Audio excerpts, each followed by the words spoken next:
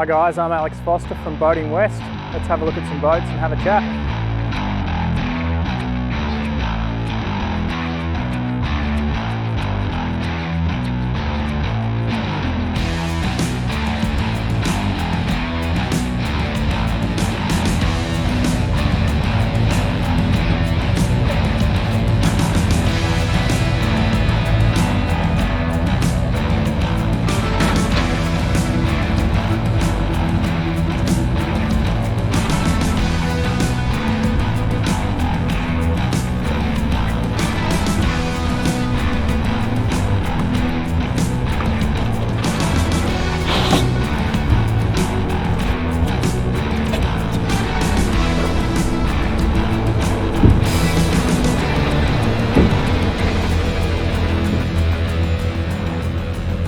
G'day guys, I'm Alex Foster from Boating West Boat Hire in Perth and Broome.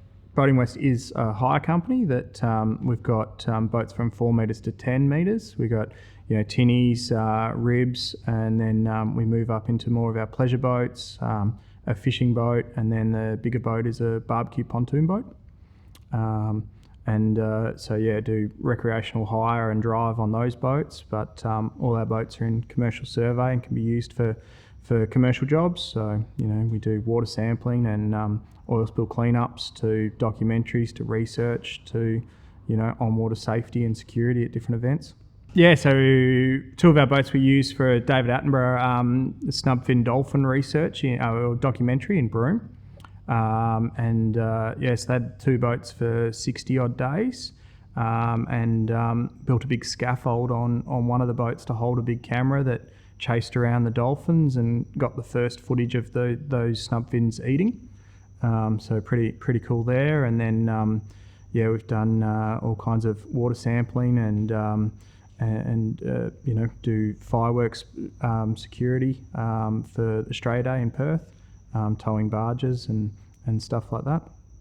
Most people hire our boats for probably 70% is 1 day hire, and then the rest will hire for a couple of weeks, from 1 day to a couple of weeks. In Broome we get a lot more extended hires than day-to-day stuff. Perth it's predominantly day-to-day, but then especially over the peaks time, school holidays and stuff, people tow boats away. So our boats don't have to stay at any location; they can get towed to wherever someone wants them.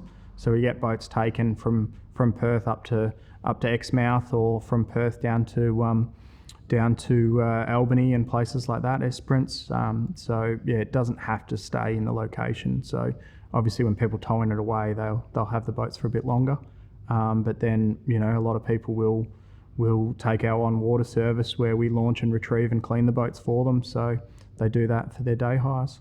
But recreational wise, we have everything that they could possibly need, from life jackets to water ski equipment to fishing rods to, all our boats come with Eskies, net, gaff, GPS, all the safety equipment.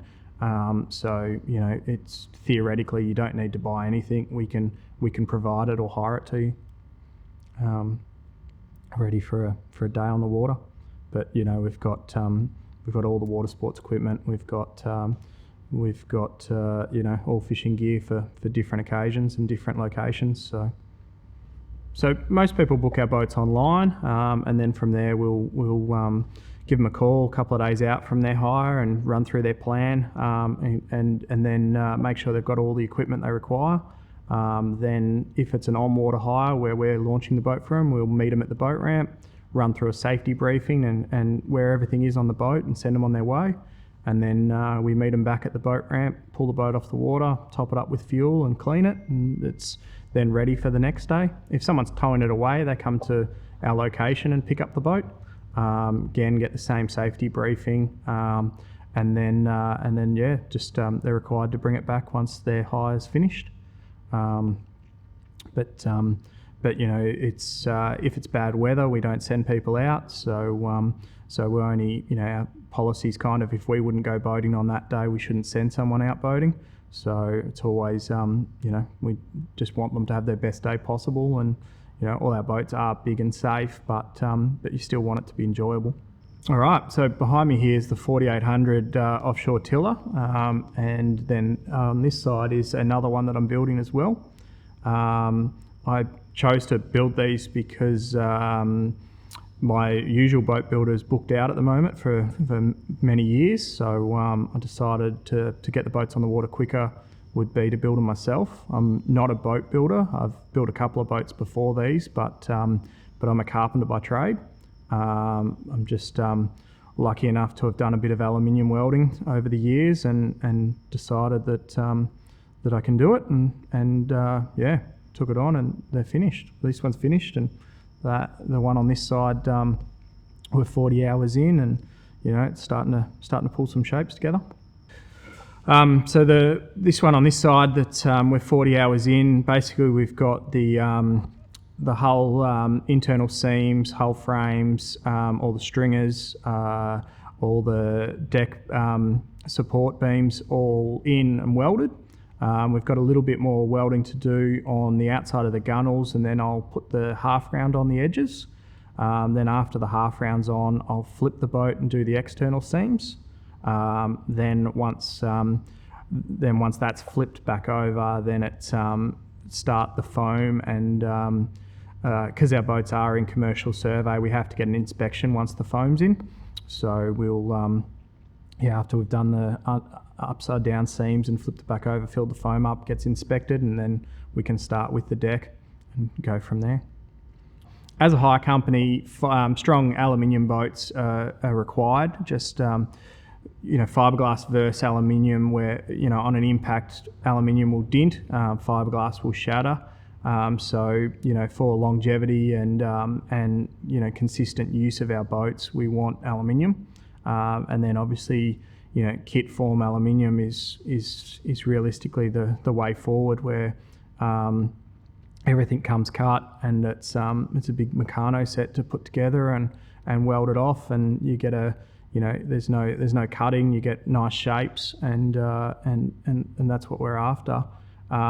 Maintenance wise, if the boats are strong and built right, there's not too much to them.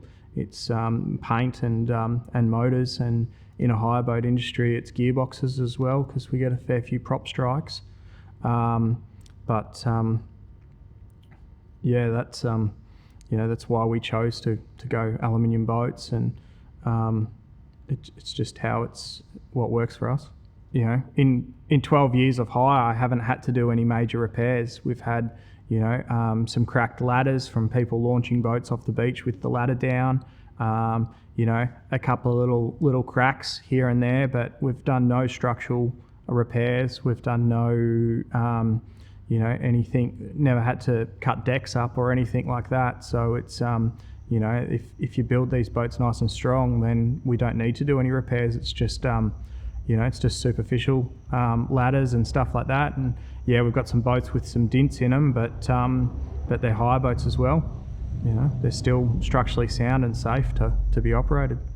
Started building boats with my grandfather when I was young, and built different racing sailing dinghies from after school and on the weekends, and then through until my late teens. I then went and worked on boats at Hamilton Island for Sunsail, so I was doing some maintenance and stuff on boats there, and started driving boats. Then from there I moved over to Broome and worked on a pearl farm in Broome, but didn't really like the boats pearling, so I went more land-based and started a carpentry apprenticeship. So although I was a carpenter, I was still on a small pearl farm where there was a lot of boats, so I had to fix stuff, and that was where I first got to do some aluminium welding on a boat that had to be fixed, and that kind of started down this journey.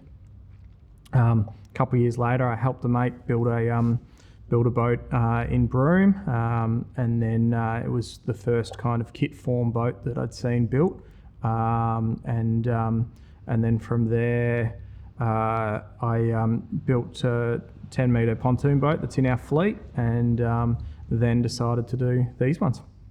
So with choosing the 4.8 tiller, I wanted something in between two of the boats I currently have, so a tinny and and a 5.5 bow rider. We wanted something that was a little bit easier to launch off the beach, and also can go down some dirt roads. So needed something a little bit lighter, but then obviously building boats to survey, we still wanted it to be safe, high-sided and strong. And that's where this one kind of came into the slot perfectly. We chose the Tiller just to see how it goes, to be honest, with a big motor and a little bit simpler, and see how it works out over the time. I like driving boats with a Tiller, so we'll be interested to see how the customers react to it. Everyone wants something different, so it's too hard to get a common voice. If you ask people what they want, it'll be, one person will say cup holders, another person will say a 40-foot flybridge, someone else will say strippers or stripper pole. So, it's probably a little bit hard our customer base is so vast, and everyone's using the boat for something different. So the end goal is like usability and to be as kind of have all aspects covered for us. So, we want fishing boats, we want tinnies, we want ribs to use as tenders. We want, boats that are good for water skiing and water sports. But overall, we want all those boats to be able to do 2 or 3 of those options. Dream fleet, what we're trying to get to would be similar to what we've got now. We with the smaller boats through, we want to get something around the 7.5 metre. 7.5 metre range, like a hard top or a walk around, hopefully for 8 people, and then possibly another one of our pontoon boats. So probably 8 to 10 boats, and I guess the real dream is having them hired out regularly.